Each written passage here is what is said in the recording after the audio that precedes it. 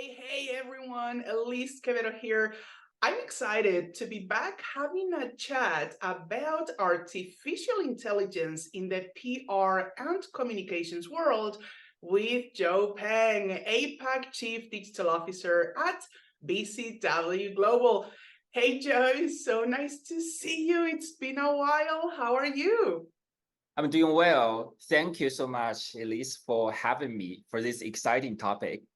I cannot wait. It is great to hear. Now, before we start, if this is your first time watching one of our chats, let me tell you. So, I've known Joe for nearly 5 years now.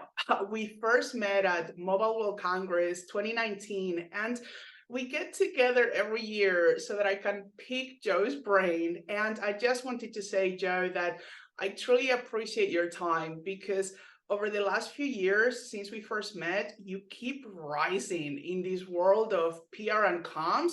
So I really know how precious your time is. For anyone out there, make sure you follow Joe if you have any interest in PR and comms because he has a great mind and is someone I truly respect. So with that being said, Joe, let me ask you the first question. This year, we have seen AI play a new role in communications. Now, what are your thoughts on what the benefits have been for the communications industry so far? Yeah, I'm so excited to chat about AI because it has really mixed things up in our communications industry this year. So I think it's so much more than just a tech trend. So from our world, if you look at our daily work from enhancing creative content output to producing video content and even detecting sensitive issues, AI is revolutionizing the way we approach communications tasks. So I see a lot of cases where we have AI help us analyze public sentiment, help us to personalize content, and even navigate complex regulatory landscape. So that's AI for communications in action. Well, this year, of course, generative AI, it kicked off a split in opinions. Some saw it as the dawn of a new era, with others cautioned its potential risks. While when I look back, there were some benefits. It included content personalization. So AI has assisted in creating more personalized content.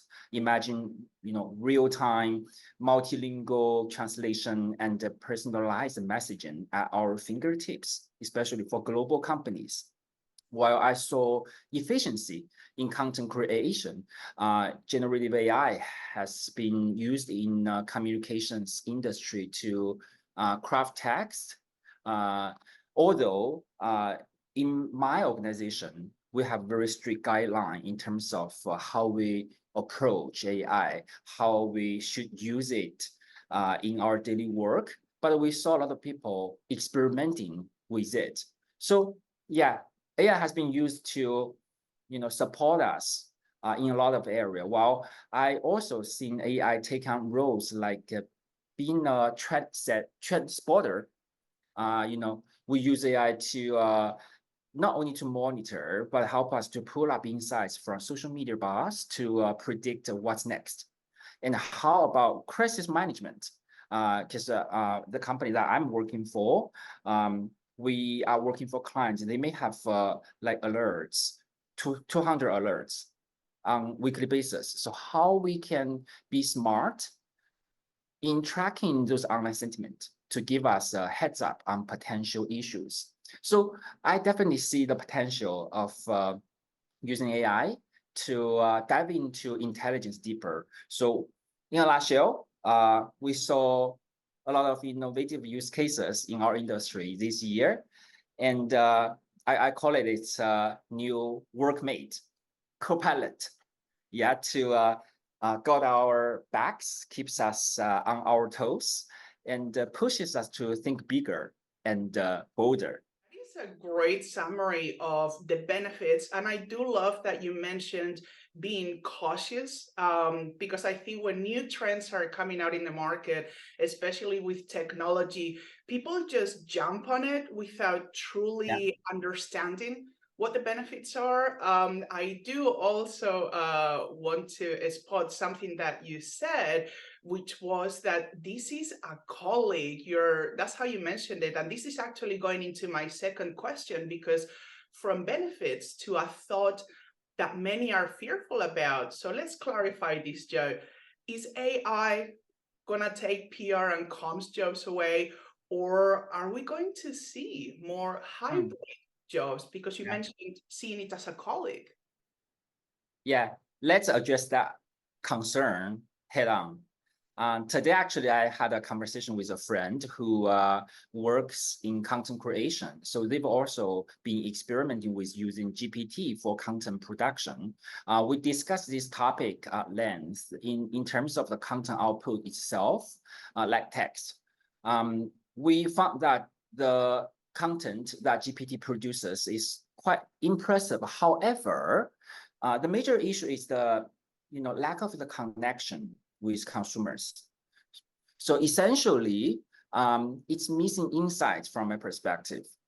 Well, in this GPT environment, insights are, how to say, manifested as prompt. Because if you have right insight and you use it in your prompt correctly, it may help you to generate some content for reference. So this is how I see it. So those are essentially what we can do more in this GPT or generative AI era. While I delve deeper, I realize that insights are rare. So this is not a new topic. Today is data rich, but analytics or insight rare era. So how we can do that better?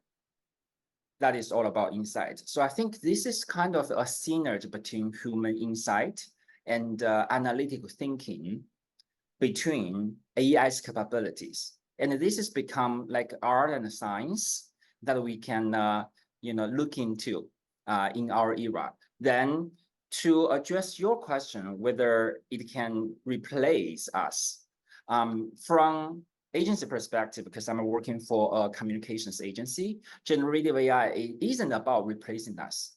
It's about augmenting our capabilities, propelling us beyond the mundane to focus more on the strategic aspects of our profession. So in another way, it is about enriching the commodity world, making it more efficient, while we can allocate more of our time to high-value consultancy and targeted communications. Then we benefit from AI's ability to help us segment and test at much quicker space. So it's more of a collaboration with AI, like I said earlier. Absolutely, Joe. And I wanted a different opinion on this question, because I get asked this often as well. And for me, the keyword that I always try to tell people is, don't really think about it as they're going to take our jobs. Think about being adaptable. This is about evolving and adaptability. Like you said, this is an extension, just like we have been evolving for years and years about planes and about social media and then digital content. Zoom didn't exist many years ago, as we often said. And I always say that tech and digital are about continued evolution. And what I like to see are companies who stay current, who are also evolving. And you've mentioned you work for a great agency now. So when it comes to this new AI era, I saw one of your posts recently, Joe, where you mentioned that BCW has developed something called the Decipher Index. So can you tell us what this index is all about and how is it working so far? Yeah, absolutely. So regarding the Decipher Index, which is BCW's innovation, that is from our global headquarters. So our global headquarters has developed the Decipher Index. We think it is quite a handy solution in the current landscape. Why we say that? The Decipher Index is unique because it constantly analyzes data to offer a dynamic issue roadmap for 2024, which would be a year of considerable global uncertainty, especially with numerous elections worldwide. So this AI module provide this ongoing analysis to help us gauge both global engagement and the regional resonance of those key issues. So we pinpoint over 20 macro things that we believe will be hot topic and impact brands and organizations in the coming year.